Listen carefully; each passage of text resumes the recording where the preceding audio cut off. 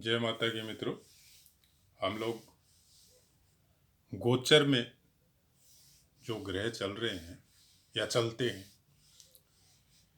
उसके बारे में अभी हम लोग अध्ययन कर रहे हैं।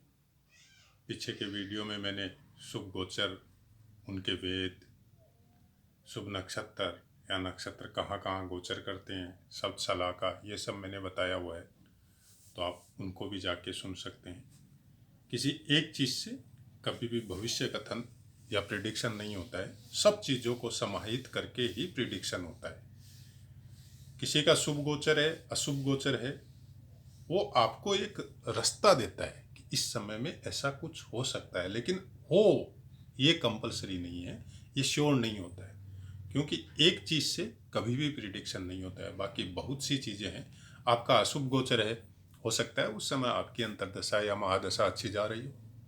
आपका एक ग्रह का अशुभ गोचर है, बाकी 3 का शुभ गोचर है, तो वो जो खराब फल है एक का, वो आपको पता ही नहीं चलेगा, मिलेगा ही नहीं।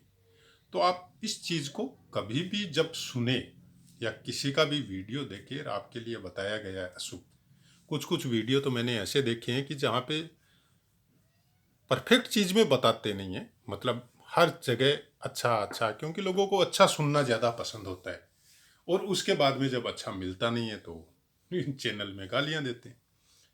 तो सब ग्रह सब जगह, जैसे आप भी है, हम लोग नॉर्मल एक लॉजिक की बात करते हैं कि आप ये सब जगह आपको जाना अच्छा नहीं लगता है, सबके घर में जाना अच्छा नहीं लगता है। किसी किसी के साथ आपकी ट्यूनिंग बहुत अच्छी होती है और किसी किसी के साथ एकदम ट्यूनिंग नहीं होती है। कारण क्या है कि वो उसका तो आपने, उसने तो आपका कभी कोई बुरा नहीं किया, आपके बारे में खराब नहीं बोला, फिर भी आपको उसके घर में जाना अच्छा नहीं लगता है या उससे मिलना अच्छा नहीं लगता है। तो सेम कहानी ग्रहों की भी होती है। कुछ जगह में ये गोचर करते हैं, कुछ स्थानों में तो वो इनके लिए अच्छा नहीं है, वहाँ पे ये थोड़ा अबनॉर्मल फीलिंग करते हैं। कुछ स्थान इनके लिए बहुत अच्छा है, वहाँ पे ये नॉर्मल फीलिंग करते हैं, या कहीं कहीं पे बहुत हंसी खुशी रहते हैं। तो उसी हिसाब से उसका फल पृथ्वी पे जीवों के ऊपर पड़ता है, खासकर इंसानों पे पड़ता है, क्योंकि दिमाग की क्षमता सबसे ज़्यादा विकसित इंसानों की होती है। दुख और सुख कुछ नहीं होता है, यह आपका माइंड है जो उसको महसूस करता है। अगर माइंड नहीं होता तो शायद हम लोग भी जानवर की तरह, पता ही नहीं चलता दुख है न सुख है। आपने देखा होगा बंदरों को, एक दूसरे से आपस में लड़ते हैं और खून बह रहा है, चमड़ा लटक रहा है, फिर भी उसको कोई परवाह नहीं है, क्योंकि उसको पता ही नहीं है दुख क्या होता है, दर्द क्या होता है, सुख क्या होता है। वो नेचुरल जैसे उसको पैदा किया गया है, जो संस्कार उसको दिए गए उसी हिसाब से वो जी रहा है।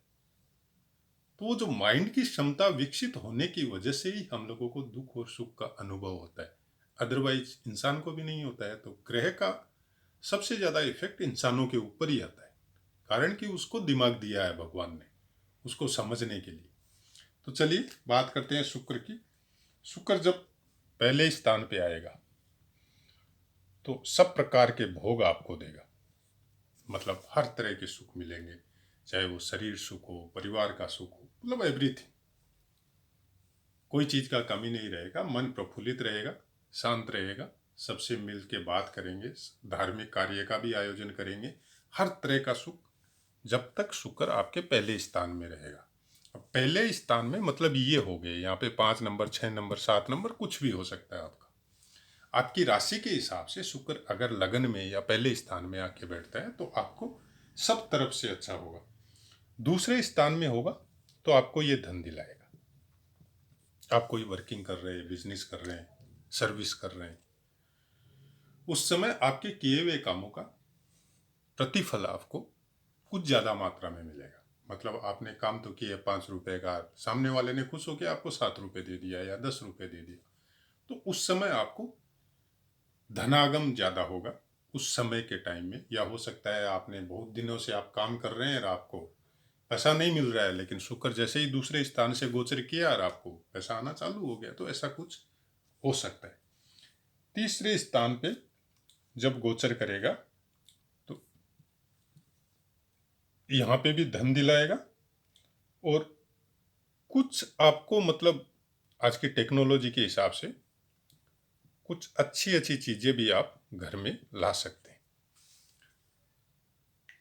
किसी के घर में कोई चीज़ का जैसे बड़ा स्क्रीन का टीवी चाहिए, या फ्रिज लाए हैं तो डीप फ्रिज चाहिए अभी, या अभी घर बनाया तो उसमें एसी लगवाना है, तो ऐसे टेक्नोलॉजी से कनेक्टेड कोई चीज़ें, डिजिटल से कनेक्टेड कुछ चीज़ें, सुख के साधन कुछ भी हो सकते हैं वो। वैसे कुछ आपको तीसरे स्थान पे जब शुक्र गोचर करेगा तो आपको वो मिल सकते हैं।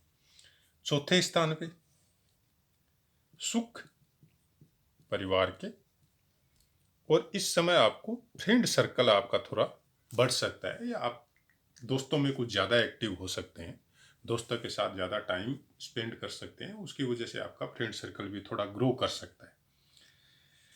पांचवें स्थान पे जब गुरु गोचर करेगा तो संतान सुख, संतान से सुख और संतान सुख दोनों चीजें हो सकती है। अब यहाँ पे क्यों सनराइज होता है कि जिनकी संतानें नहीं है, जो बच्चे हैं, जो पढ़ रहे हैं, उनको कैसे होगा?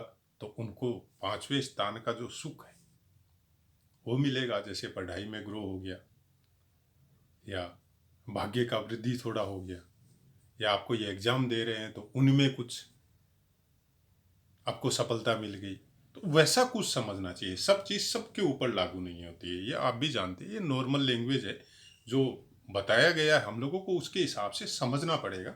हर उम्र के हिसाब से वो चीज़ सेम पूरा डीपली अगर मैं आपको बताने जाऊं कि पांचवें स्थान से क्या क्या मिल सकता है आपको, तो फिर एक वीडियो खाली पांचवें स्थान का ही बन जाएगा। जो स्थानों से जो जो चीज़ें, जो कारक है, वो वीडियो मैंने पहले अपलोड किए हुए, तो आप उनमें जाके दे सकते हैं। पांचवें स्थान पे यहाँ पे लिखा है संतान सुख, तो पांचवें स्थान के जो जो चीज़ें कारक है वो सबको समझो आप, वो चीज़ों में आपको अपने हिसाब से, आप किस एज में हैं, किस उम्र में हैं और किस वर्क में है, उस टाइप की चीज़ें आपको वहाँ पे प्राप्त हो सकती है। छठे स्थान में आपका शत्रुनाश,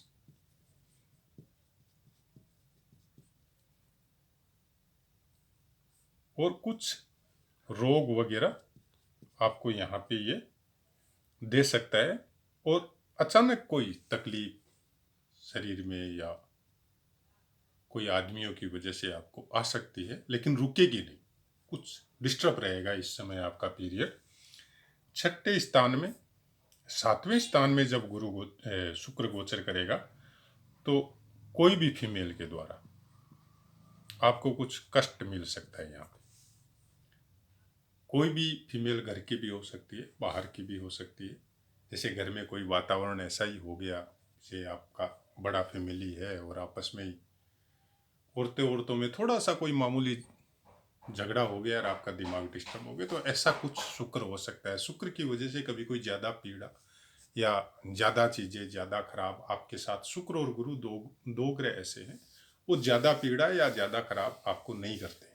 वो साइलेंट होने की वजह से दूसरे ग्रहों को मौका मिल जाता है, जो पाप या क्रूर ग्रह है उनको ज़्यादा मौका मिल जाता है। अगर वो खराब स्थान में बैठे हैं या अंश कम है तो वो साइलेंट हो जाते हैं, आपको फल नहीं देते, अच्छा या बुरा कुछ भी। उसकी वजह से क्या होता है, जो भी पापी और क्रूर ग्रह है उनको मौका मिलता है, तो फिर वो ज़्यादा मात्रा में आपको खराब अच्छे जो भी शुभ अशुभ उनके फल है तो वो देते हैं।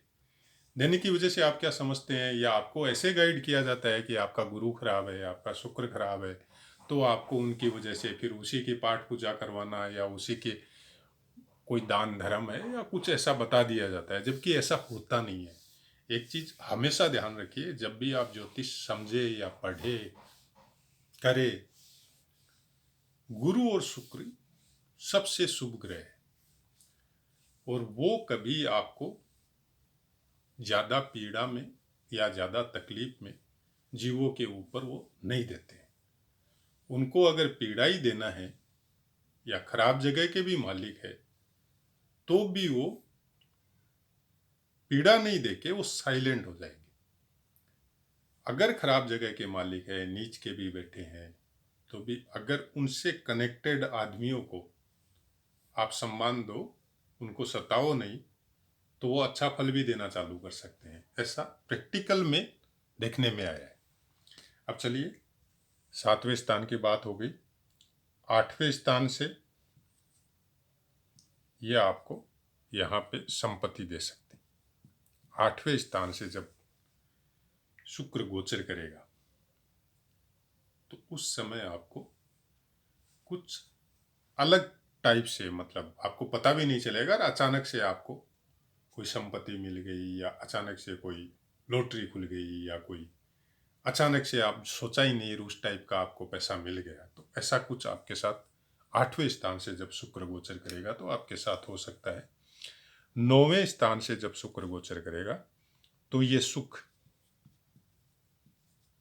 कोई भी तरह के सुख या हर तरह के सुख, धार्मिक आयोजन, भाग्य की वृद्धि, ऐसा कुछ 9वें स्थान से जब शुक्र गोचर करेगा तब आपके साथ हो सकता है। 10वें स्थान से जब शुक्र गोचर करेगा कुछ कलह का वातावरण आपके आसपास निर्मित होगा। वो घर में भी हो सकता है, बिजनेस या सर्विस में भी हो सकता है, कहीं भी हो सकता है। तो 10वें स्थान का शुक्र गोचर जनरली लाभदायक नहीं होता है। उस समय अगर कोई दूसरा ग्रह आपका अच्छा चल रहा है या दशा महादशा अच्छी चल रही है, उस समय आपको पता नहीं चलेगा। लेकिन अगर बाकी जगह भी, सब जगह आपको सपोर्ट नहीं हो रहा है, तब जितना दिन वो शुक्र रहेगा आपकी राशि में तो कुछ खराब इफेक्ट देखने को मिल सकता है। लेकिन अगर युति है किसी के साथ तो उसका वो इफेक्ट गौण हो जाएगा। फिर उसका अंश के हिसाब से पता चलेगा कि कौन सा ग्रह आपको ज़्यादा इफेक्ट कर रहा है। ये अकेले शुक्र की बात है।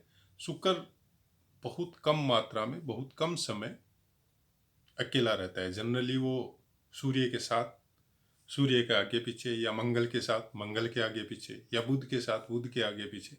जनरली ये 3-4 ग्रह बहुत कम मात्रा में, बहुत कम दिन अलग अलग रहते हैं। ये अगल बगल में ही रहते हैं और युति में बहुत बार रहते हैं। ज़्यादा दिन युतियों में ही रहते हैं, शुक्र, बुध, मंगल, सूर्य। तो इनका इतना इफेक्ट अकेले का दिखना थोड़ा मुश्किल हो जाता है। अब 11वें घर में जब शुक्र गोचर करेगा तो आपको कुछ भय कोई चीज़ का हो सकता है, मन में भी हो सकता है, या कोई काम की वजह से हो सकता है, या परिवार में ऐसी कोई टेंशन चल रही है तो उसकी वजह से कुछ भय का वातावरण आपको 11वें घर का शुक्र जब गोचर करेगा 11वें घर में, उस समय हो सकता है। 12वें घर में जब शुक्र गोचर करेगा तो आपको धन लाभ होगा और हर चीज से शुभ समाचार आपको प्राप्त होगा। विदेशों से भी धन लाभ हो सकता है, या फॉरेन से कोई बिजनेस का या कोई और चीज का कनेक्शन भी आपका सेट हो सकता है उस समय। मतलब शुक्र का गोचर 12वें घर में, चाहे आपका जन्म कुंडली हो चाहे गोचर हो, 12वें घर में सबसे ज्यादा योग कारक होता है। 12वें घर में ऐसे कालपुरुष की कुंडली में देखने जाए तो मीन राशि आती है आपकी। तो ऑब्वियसली आप समझ गए होंगे कि 12वें घर का गोचर शुक्र का क्यों अच्छा बताया गया है। तो यही सब कारण है। बहुत सी चीज़ें हैं इसमें देखने के लिए, किसी एक चीज़ पे डिपेंड नहीं होना चाहिए। हर चीज़ का अपना एक महत्व है, उसके हिसाब से ही प्रिडिक्शन निकाला जाता है। एक चीज़ को देख के कभी ये मत समझिए कि अभी तो मेरा ये खराब चल रहा है, अभी तो मेरा ये खराब चल रहा है। नहीं, बहुत सी बातें हैं, इनका वेद भी होता है, गोचर का शुभ अशुभ फल भी होता है, दशा महादशा भी है, नक्षत्रों का अपना एक प्रभाव है। तो बहुत चीज़ों को देखने के बाद में कुछ स्लाइट मिलता है। बाकी इतना पॉसिबल नहीं है एक ही चीज़ को देख के हम लोग सोचे कि अभी हमारा ये चीज़ अच्छा नहीं चल रहा है या ये चीज़ खराब चल रहा है। चलिए दोस्तों, जय माता की।